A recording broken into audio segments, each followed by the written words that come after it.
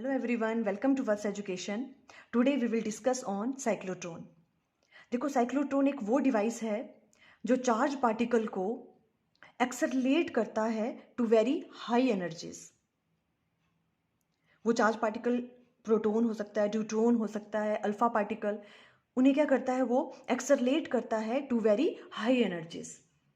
तो हम इसको डिफाइन कर सकते हैं, it is a device use to accelerate charged particles like proton, neutron, alpha particle etcetera to very high energies. अब देखो इन हाई एनर्जी पार्टिकल की हमें ज़रूरत क्यों पड़ी, कहाँ कहाँ इसके यूजेस होते हैं। देखो जैसे रेडियो एक्टिव डिके होता है उसमें हम इनका यूज़ करते हैं, उसमें हमें हाईली एक्सेलरेटेड चार्ज पार्टिकल की ज़रूरत पड़ती है, उसमें तभी वो रेडियो एक्टिव डिके स्टार्ट होता है।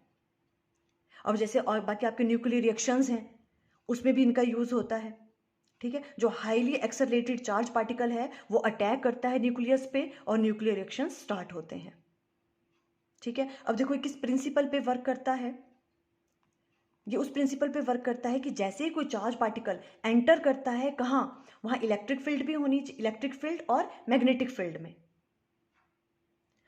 तो वहाँ पे क्या हो जाता है, उसकी जो एनर्जी है वो बहुत ज़्यादा वो गेन कर लेता है। इस प्रिंसिपल पे ये डिपेंड करता है। A charged particle can be accelerated to very high energies by making it pass through a electric field and magnetic field, ठीक है। ये इस प्रिंसिपल पे बेस्ड है। अब इसकी कंस्ट्रक्शन देखो किस तरह की होती है, ये इसकी कंस्ट्रक्शन इस तरह से होती है, it consist of two D shaped hollow metallic half cylinder. D shape के इसमें क्या होते हैं, hollow metallic half cylinder, metallic होते हैं, वो हाफ सिलेंडर की शेप में होते हैं, डी शेप में। इस तरह से देखो ये वाला एक ये हो गया और ये सेकंड वन है, इसे हम D1 नाम दे देते हैं और इसे D2। ये डी शेप के होते हैं इसलिए इनको हम डीज भी कहते हैं। क्लियर है, कुछ इस तरह के होते हैं। देखो ये जैसे ये है, ये एक डी शेप का है, ये भी इस तरह से डी शेप के होते हैं, पर ये कैसे हैं, मेटेलिक हैं ये, but hollow metallic half cylinder की तरह होते हैं। मीन्स इसके अंदर जो है क्या है, जो हॉलो है ये, इसके इनसाइड जो है ये डीज कैसी हैं, ये हॉलो हैं। क्लियर है, इस तरह से ये होगा। अब इस पूरे के पूरे सेटअप को हम एक वैक्यूम चैम्बर में रखते हैं सबको। वैक्यूम चैम्बर क्यों यूज करते हैं हम, ताकि जो बाहर के एयर मॉलिक्यूल्स हैं वो हम जो चार्ज पार्टिकल हमें एक्सेलरेट करना है उससे वो डिस्टर्ब ना करे, इसलिए इस पूरे सेटअप को हम रखते हैं एक वैक्यूम चैम्बर में। क्लियर हुआ यहां तक? ओके। अब देखो यहाँ पे जैसे इन दो डीज के बीच में हम क्या करते हैं, एक इलेक्ट्रिक फील्ड अप्लाई करते हैं, हाई फ्रीक्वेंसी अल्टरनेटिंग वोल्टेज यहां पे अप्लाई करते हैं, इलेक्ट्रिक फील्ड, ठीक है। और ये यहाँ पे जो यहाँ पे ये पूरा सेटअप है, देखो ये वाला, जैसे ये वाले डीज हैं इस तरह से प्लेस हैं ये, ठीक है। अब इन्हें हम किस में रखते हैं, पावरफुल इलेक्ट्रोमैग्नेट के बीच में। किस तरह से होगा, वो हमेशा परपेंडिकुलर होगा। देखो इस तरह से रखते हैं। मान लो ये आपके पास क्या है, ये डीज हैं और यहाँ पे हम क्या अप्लाई करेंगे अभी, मैग्नेटिक फील्ड। किस तरह से, जैसे हॉर्स शू वाली इलेक्ट्रोमैग्नेट ले लो, इस तरह से, ठीक है, ऐसे करके। यहाँ पे नॉर्थ पोल होगा, ये वाला नॉर्थ पोल हो गया, और नीचे क्या हो गया, साउथ पोल। इस तरह से ये पूरा सेटअप इस तरह से होता है। ये यहाँ पे क्या हो गया, ये स्ट्रॉन्ग इलेक्ट्रोमैग्नेट लगे होते हैं, इस तरह से है ये। अभी हमने यहाँ पर तो ऐसे शो नहीं कर सकते, ये 3D है तो ऐसे, इसको आप ऐसे उठा लो तो इस तरह से, और यहाँ पे इलेक्ट्रोमैग्नेट लगे होंगे। ये नॉर्थ पोल हो गया और ये हो गया साउथ पोल। तो जबकि मैग्नेटिक फील्ड है वो किस तरह से जाएंगी, north to south. Invert the paper, तो हमने क्रॉस से शो किया हुआ है, अंदर जा रही है मैग्नेटिक फील्ड। क्लियर हो गया आपको? ठीक है, इस तरह से ये सेटअप होता है। और यहाँ पे आपके पास डिफ्लेक्टिंग प्लेट्स लगी होती हैं, ये वाले जो है ये डिफ्लेक्टिंग प्लेट्स हैं। जैसे वो जो चार्ज पार्टिकल है वो एक्सेलरेट हो जाएगा, बहुत ज़्यादा हाई वेलोसिटी से वो मूव करेगा, तो लास्ट में वो इन डिफ्लेक्टिंग प्लेट से होता हुआ बाहर आएगा, जिनकी एनर्जी उसकी बहुत ज़्यादा होगी, और यहाँ पे टारगेट है उस पर वो स्ट्राइक करेगा। क्लियर हुआ आपको? इस तरह से देखो कंस्ट्रक्शन आपको एग्जाम में आ जाती है तो आप इस तरह से राइट डाउन कर लोगे। देखो बच्चों, हैंडराइटिंग थोड़ी सी उतनी ब्यूटीफुल नहीं है, तो इसलिए मैं बोल भी रही हूँ, अगर आपको कुछ राइटिंग में प्रॉब्लम आएगी तो आप सुन भी सकते हो। देखो कंस्ट्रक्शन में आप ऐसे पॉइंट्स लिख सकते हो। Number 1, it consist of 2 small hollow metallic half cylinder D1 and D2 called Ds. ठीक है, सेकेंड पॉइंट में हम कैसे राइट डाउन कर लेंगे, they are mounted inside a vacuum chamber between the poles of a powerful electromagnet. Powerful electromagnet के बीच में हमें उन्हें रखते हैं. ठीक है, उसके बाद देखो थर्ड पॉइंट है the dees are connected to the source of high frequency alternating voltage. ठीक है, ये वाला यहाँ पे हम इलेक्ट्रिक फील्ड अप्लाई करते हैं इसमें. उसके बाद the charge particle to be accelerated is injected into the dees near their centre. जो आपके पास चार्ज पार्टिकल है उसे हम यहाँ पे इंसर्ट कर देते हैं इन दोनों के बीच में, सेंटर में डीज के. ठीक है, the charge particle are pulled out of the dees by a deflecting plates. Deflecting plate से हम उन्हें क्या कर देते हैं, फिर यहाँ से पुल्ड आउट, बाहर निकाल देते हैं. क्लियर है. नेक्स्ट है the whole device is in high vacuum so that the air molecule may not collide with the charge particle. Clear हो गया, ये इसकी कंस्ट्रक्शन हो गई. इस तरह से ही होता है. अब देखो इसकी वर्किंग को हम अंडरस्टैंड कर लेते हैं, वर्किंग इसकी किस तरह से होगी. ये चीज़ आपको समझ आ गई क्या क्या है. देखो जो भी आपको चार्ज पार्टिकल एक्सेलरेट करवाना है, ठीक है, पहले आप अच्छे से वर्किंग अंडरस्टैंड कर लें. फिगर से राइट डाउन क्या करना है उसे हम बाद में डिस्कस करते हैं. देखो यहाँ पे मान लो आपके पास जो भी चार्ज पार्टिकल है आपको एक्सेलरेट करना है वो यहाँ पे होगा सेंटर पे. इस तरह से देखो जैसे मैंने डीज बताई थी इस तरह से हैं, तो जो चार्ज पार्टिकल होगा वो कहाँ होगा, यहाँ पे सेंटर पे. यहाँ हम उसको रखेंगे और यहाँ पे क्या लगी हुई है, इलेक्ट्रिक फील्ड. क्लियर है. ओके, देखो ये है वो charge particle.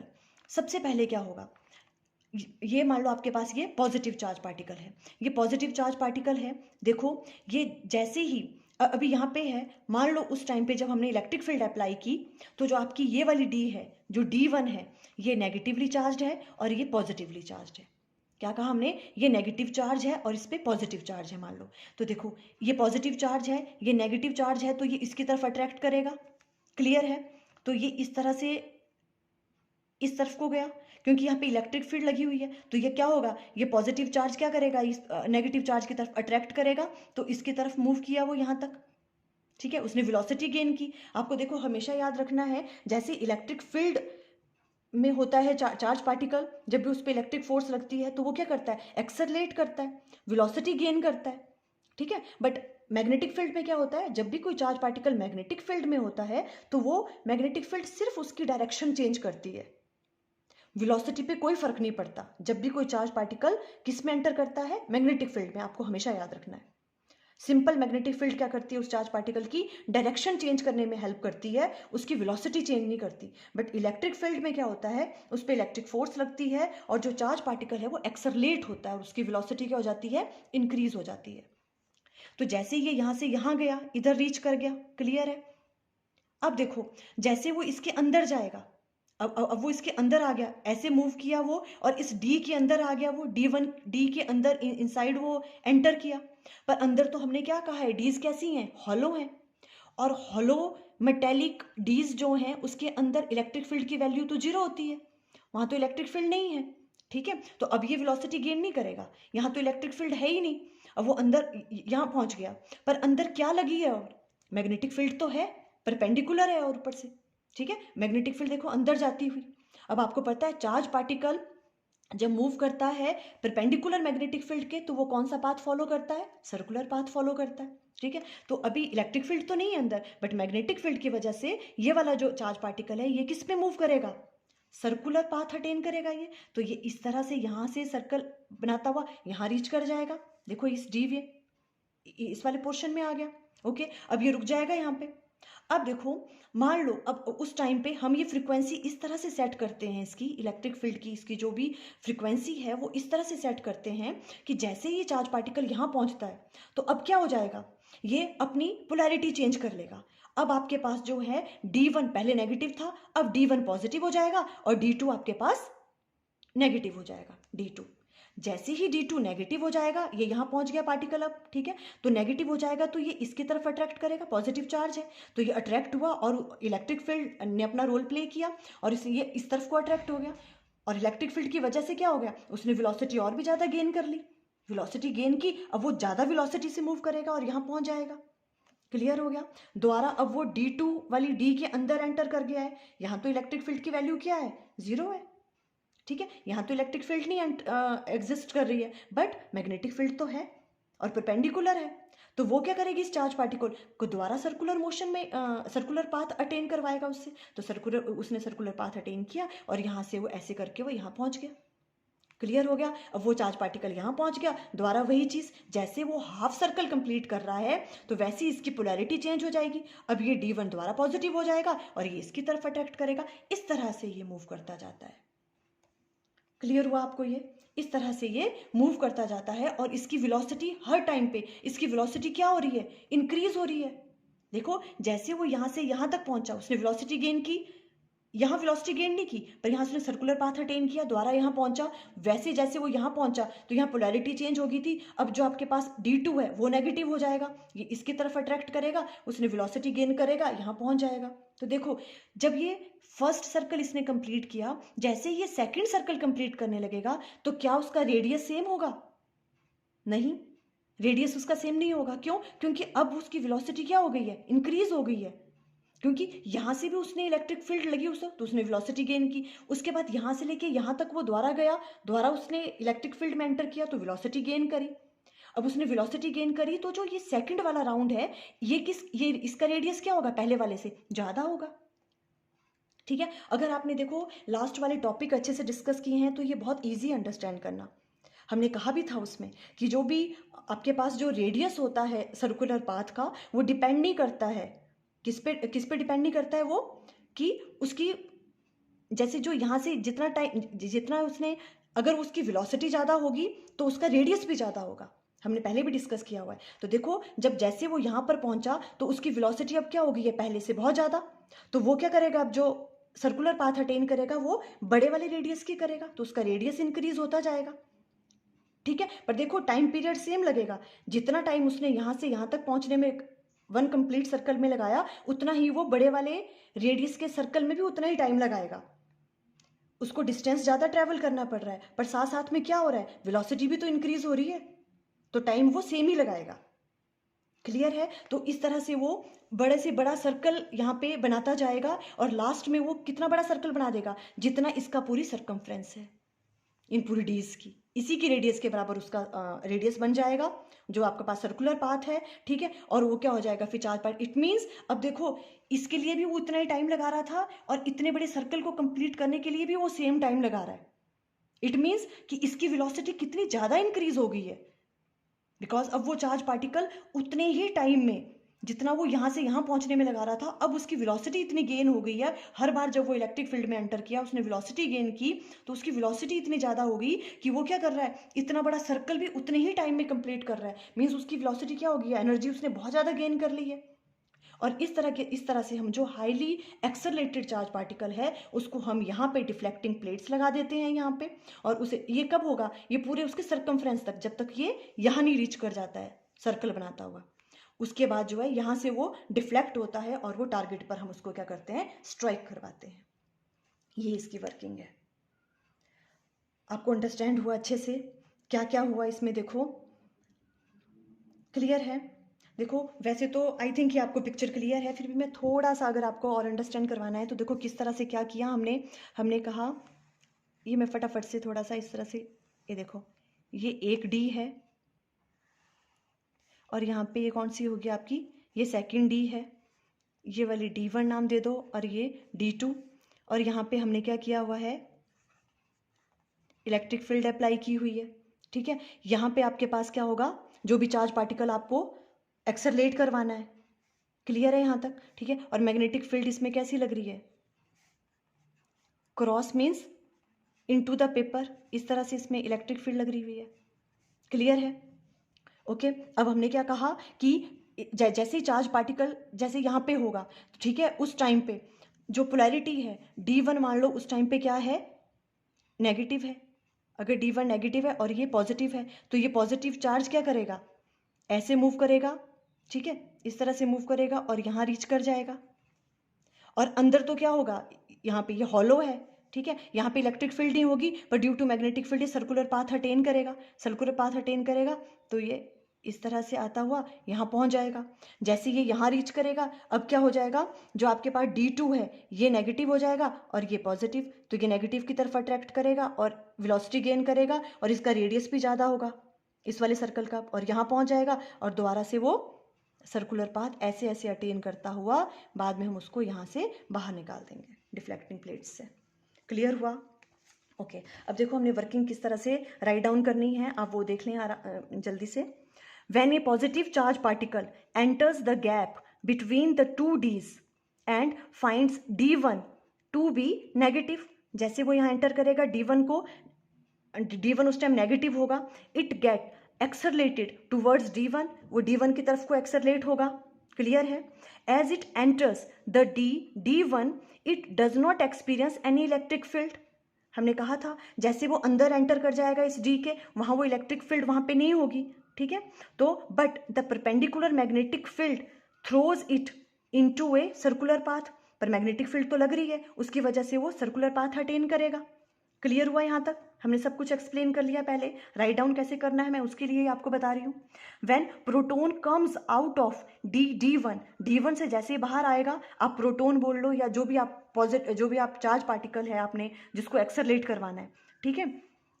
It finds d1 positive, अब वो d1 पॉजिटिव बन जाएगा और d2 नेगेटिव, ये नेगेटिव बन गया तो अब वो किस तरफ को मूव करेगा, and d2 negative it moves faster through d2 की तरफ जाएगा, describing a large semi circle than before. जो भी अब सेमी सर्कल बनेगा वो कैसा बनेगा, लार्ज, बिकॉज उसकी वेलोसिटी उसने गेन कर ली है। क्लियर हुआ यहाँ तक?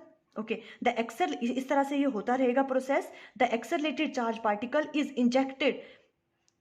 Is ejected through a window by a deflecting plates and hits the target. इस तरह से आप वर्किंग इसकी राइट डाउन कर सकते हो अगर आपको एग्जाम में आ रहा है। क्लियर है? आई थिंक आपको अंडरस्टैंड तो हो गई वर्किंग। क्लियर है?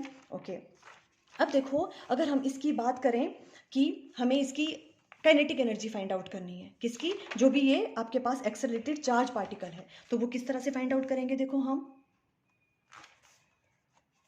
यानी कि मैक्सिमम काइनेटिक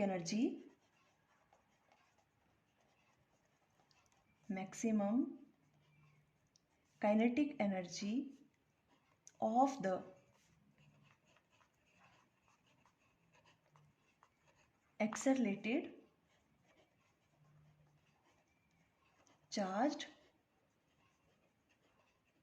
पार्टिकल कैसे निकालेंगे। देखो काइनेटिक एनर्जी हम देखो सबसे पहले हमें पता है, देखो आपको अगर रेडियस निकालना है सर्कुलर पाथ में, जब भी चार्ज पार्टिकल मूव करता है, हमने motion of A charge particle in a magnetic field में डिस्कस किया था।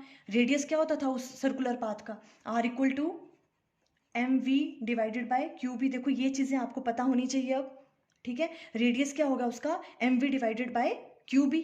देखो हम इसका रेडियस भी वही होगा। देखो r कौन सा रेडियस लेंगे अब हम, ये पूरा जितना ये सर्कुलर पाथ, जो लास्ट वाला जो उसने सर्कल कंप्लीट किया उस टाइम पे उसका रेडियस क्या हो जाएगा, जो आपके पास एक्सेलरेटेड चार्ज पार्टिकल है उसका रेडियस कौन सा बन जाएगा, जो इन दोनों ये जो लास्ट वाला पूरा का पूरा रेडियस है इसी के बराबर होगा ना, बिकॉज वो मूव करता करता करता कहाँ तक पहुँच जाएगा, जब तक इसकी सरकमफ्रेंस तक नहीं आ जाता, ठीक है। उतना बड़ा रेडियस बनेगा तो वो रेडियस क्या होगा, r के बराबर, ठीक है। तो वो r ये वाला हो गया mv डिवाइडेड बाय qb। इस तरह से हम राइट डाउन करते हैं। यहाँ से देखो v की वैल्यू क्या आ जाएगी, अगर आपको वेलोसिटी की वैल्यू फाइंड आउट करनी है तो v की वैल्यू क्या आ जाएगी यहाँ से, qbr divided by m।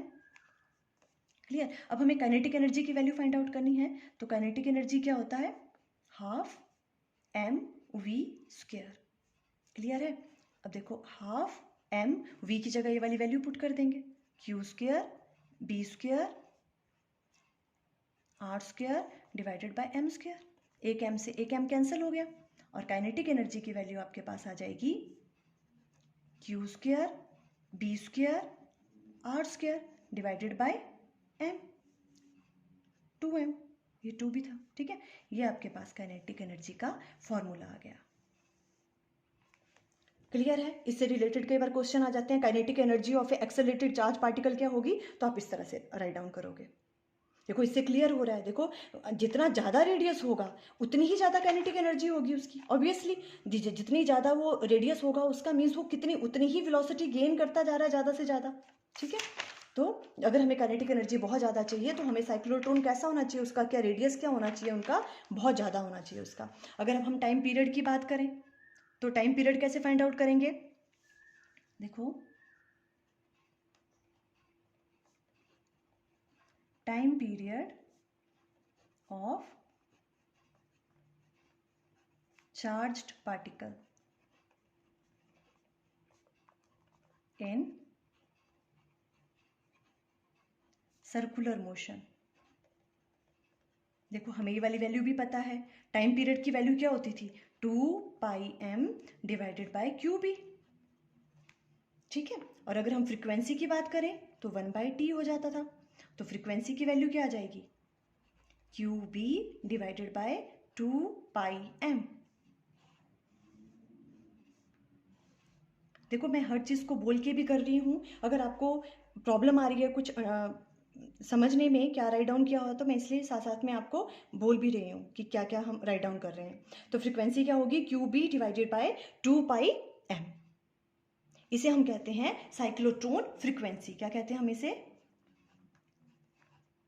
Cyclotron frequency.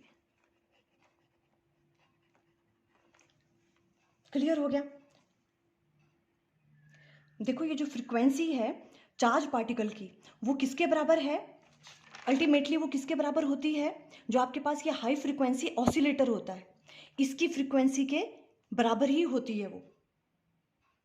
Clear है। देखो ये चीज़ भी आपको पता होनी चाहिए, ठीक है। दोनों की क्या है, सेम है। जितनी फ्रीक्वेंसी हाई फ्रीक्वेंसी ऑसिलेटर की है वही फ्रीक्वेंसी किसकी है, चार्ज पार्टिकल की। देखो तभी तो वो क्या कर रहा है, तभी तो वो जैसे ही वो यहाँ आता है, देखो पोलैरिटी कैसे चेंज होती है, जैसे उसने हाफ सर्कल कंप्लीट किया तो पोलैरिटी चेंज हो जाती है, दोबारा से वो हाफ सर्कल कंप्लीट करता है तो पोलैरिटी चेंज हो जाती है, ठीक है। तो ये इन दोनों की फ्रीक्वेंसी कैसी होनी चाहिए, सेम होनी चाहिए। क्लियर है। अभी देखो अगर आप इसको इस तरह से अंडरस्टैंड करें, देखो इस तरह से है, जैसे मान लो यहाँ से लेके यहाँ तक ये गया, ठीक है। जैसे इसने हाफ सर्कल कंप्लीट करता है ये, तो वैसे ही पोलैरिटी चेंज हो जाती है।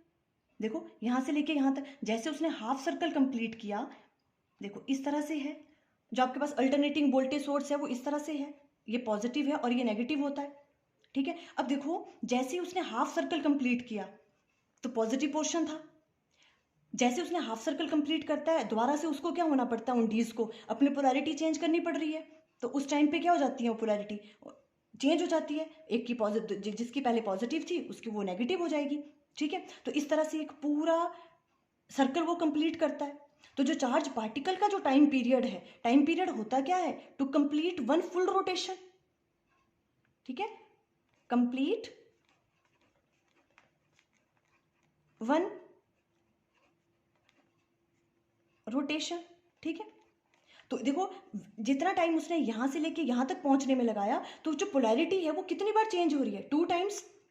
एक बार जब उसने आधा सर्कल कंप्लीट किया तब भी पोलैरिटी चेंज हुई, जब नेक्स्ट वाला हाफ सर्कल उसने कंप्लीट किया तो भी पोलैरिटी चेंज हो रही है, ठीक है। तो देखो और यहाँ पर जो आपके पास ऑसिलेटिंग वो है वो भी क्या कर रही है, देखो जैसे ही हाफ सर्कल में एक बार में पॉजिटिव था और दूसरी बार में नेगेटिव था, तो इसका जो टाइम पीरियड है ये पूरा का पूरा ये इसका टाइम पीरियड हुआ।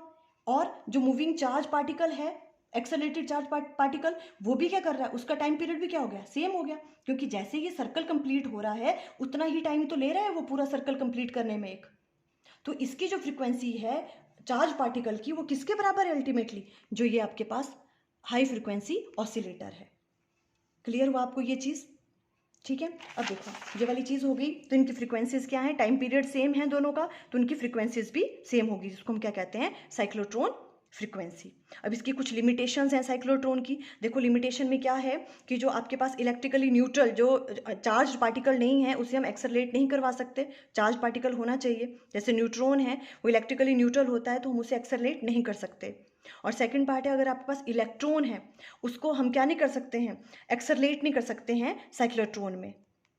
क्यों, बिकॉज देखो इलेक्ट्रॉन का मास बहुत कम होता है एज कंपेयर टू किसके, प्रोटॉन के, ठीक है। तो उसकी वजह से क्या हो जाता है कि वो बहुत ज़्यादा एनर्जी गेन कर लेता है, तो उसकी वेलोसिटी क्या हो जाती है, बहुत ज़्यादा। उसकी वजह से क्या हो जाता है, ये टाइमिंग जो है इनकी सेम नहीं रह पाती, जो इसकी फ्रीक्वेंसी है और जो चार्ज पार्टिकल की फ्रीक्वेंसी है, जो टाइम पीरियड है वो क्या हो जाएगा, अलग अलग हो जाता है, ठीक है, आप कैसे राइट डाउन कर सकते हो, देखो, electrons can not be accelerated in a cyclotron. A large increase in their energy increases their velocity to a very large extent. This throw the electrons out of steps with the oscillating field. इसलिए हम electrons को इसमें क्या नहीं कर सकते, accelerate नहीं कर सकते हैं. क्लियर हुआ आपको ये? देखो, ये अच्छे से आपने अंडरस्टैंड कर लेना है. ठीक है, और देखो इसकी प्रिंसिपल के बारे में भी अच्छे से कंस्ट्रक्शन और इसकी वर्किंग हमने अच्छे से एक्सप्लेन कर ली. ठीक है, आई थिंक आपको क्लियर हो गया. Okay, thank you.